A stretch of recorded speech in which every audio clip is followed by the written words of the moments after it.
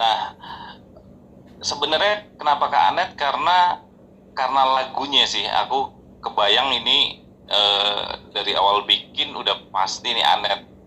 Aku maksa ya waktu itu ke Nanda, aku bilang enggak, ini harus Anet yang nyanyi. Terus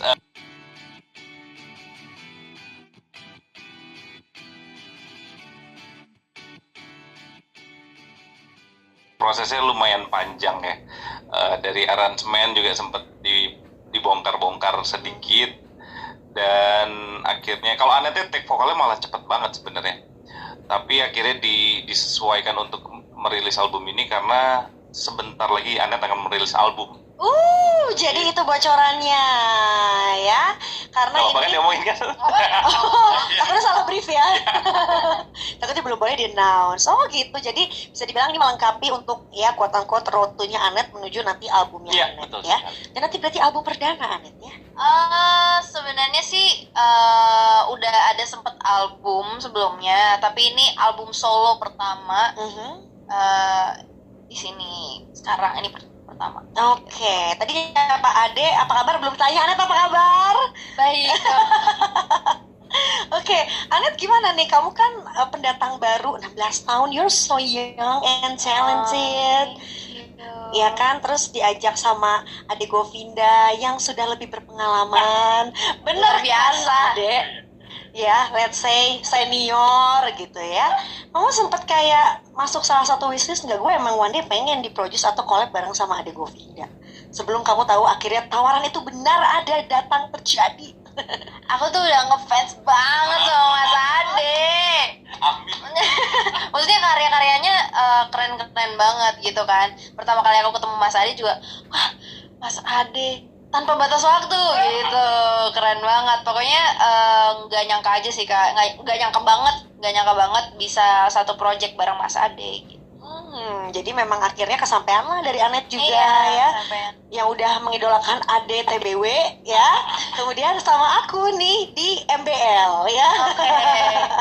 Terus nih Ade, dari sekian banyak penyanyi vokalis cewek di Indonesia gitu. Dan mungkin as we know tanpa batas waktu, dan yang berikutnya sama Mas Fadly juga lebih baik ya. cukup lebih baik, itu kan cowok gitu. And then sekarang Anet, apa yang kepikiran sama Ade untuk Ya. Anet nih? Sebenarnya ya ini nyambung ke solo project lagi yang akhirnya di 2020 terjadi gitu, nggak sengaja sebenarnya. Akhirnya oke, bersolo project karena aku nggak nyanyi, terus menggait penyanyi pasti kan.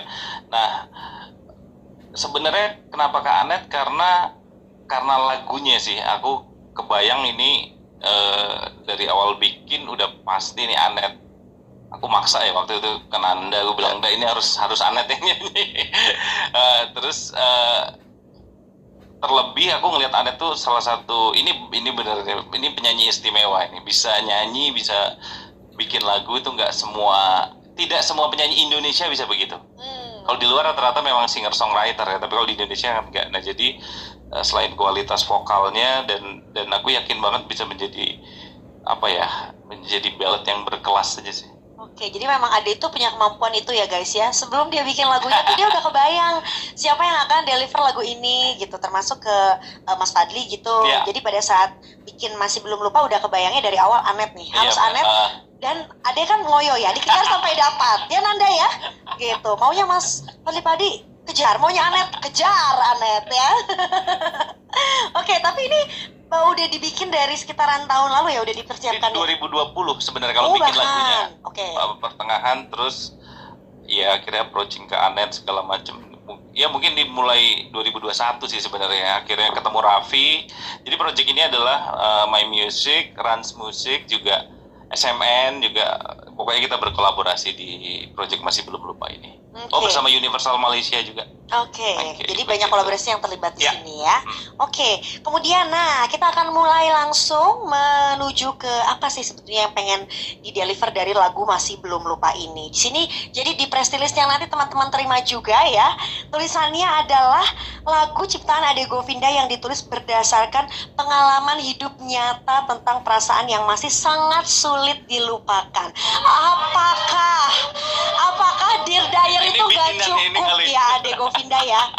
nggak cukup di diary doang, jadi memang harus dirilis melalui karya gitu. Iya sih. Oh, jadi oke. jadi sebenarnya oke, lagunya masih belum lupa, cuman memang ada pesan apa ya? Ya ada pesan positif sih sebenarnya di lirik lagu ini yang ada aku harus tangguh hadapinya gitu loh. Jadi ya oke, lu galau tapi kedepannya lu harus tangguh. Oke, Walaupun karena di lagu doang ya. di real life gimana tuh kata Anet? Karena mungkin konsepnya life must go on ya Mas ya gitu. Jadi lanjut aja. Nah di sini juga kan yang menarik akhirnya Ade mempercayakan untuk Anet yang menjadi penyampai pesan di Ya. sini deh. Sangat Gitu. tepat itu. Nah gimana gitu Anet yang coba apa ya Anet interpretasi pada saat Anet ngetek lagu ini gimana Anet? Karena kan kamu ada let's say tugas negara ya dari Ade gitu. Aku harus menyampaikan lagu ini dengan baik. Ya sebenarnya sih dari awal waktu itu Mas Ade udah dengerin aku lama lagu ini ya. Udah lama banget sebelum aku record lagu ini. Mas Ade bilang, ini lagu buat kamu ini bagus nggak? Denger dulu kan. Terus habis itu aku wah keren juga nih lagunya, gawat gitu. Terus habis itu akhirnya waktu rekaman lumayan susah juga ya Mas ya, lumayan susah, berapa jam tuh sampai malam. Banyak improve yang dibuat dadakan juga pada saat itu gitu kan, dan improve-nya lumayan juga gitu. Jadi susah gampang sih lagu ini gitu, tapi ya semaksimal mungkin aja gitu. Oke, dan juga tadi Ade bilang kan maksudnya Anet juga adalah singer-songwriter ya. Jadi pada saat kalian menggodok bersama workshop gitu, dari yang Ade udah bikin lagunya di 2020 and then dikerjakan bareng di 2021, Yeah. banyak yang diganti nggak liriknya pada saat kalian kerjain bareng? Ada sih sebenarnya lirik lebih ke nyesuaiin umurnya Anet kali ya, beberapa ada. Cuman kalau ya sebenarnya itu menariknya sama Anet karena dia juga bikin lagu kan, jadi tahu cara menyampaikan pesan di lagu itu, dia udah tahu banget. Oke. Dan ada di part endingnya di lagu ini adalah part yang aku paling suka, dan itu kita nggak pernah mikirin ke situ pas sebelum rekaman gitu. Akhirnya dapat part itu. Jadi aku ngulik pakai gitar, diikutin sama dia. Oh, wow. Nyampe lagi. Genius. Gitu. Terus juga kalau didengar-dengar ya, kalau dari kuping awam aku gitu, ngedengerin Anet membawakan lagu ini tuh jadi memang Anet yang versi Ade Govinda. Seperti Ade memproduce vokalis-vokalis lainnya gitu. Emang Ade tuh ada trik menyulap yang lain ya deh supaya kayak jadi begini bisa dapat hasil akhirnya. Ya nggak tahu sih, itu mungkin ya pasti secara nggak sadar ya. Cuman menurutku ya di lagu ini adalah aku bisa bilang susah sih untuk bisa nyanyi kayak Anet ini. Beneran ya, maksudnya ya mungkin bisa kalau nyanyi ya, cuman untuk dapat soul dan dinamika dari 0 sampai 100-nya kayak di master ini sih itu luar biasa. Oke, dan Anet bisa membawakan itu. Yes. Tepuk tangan dulu buat Anet.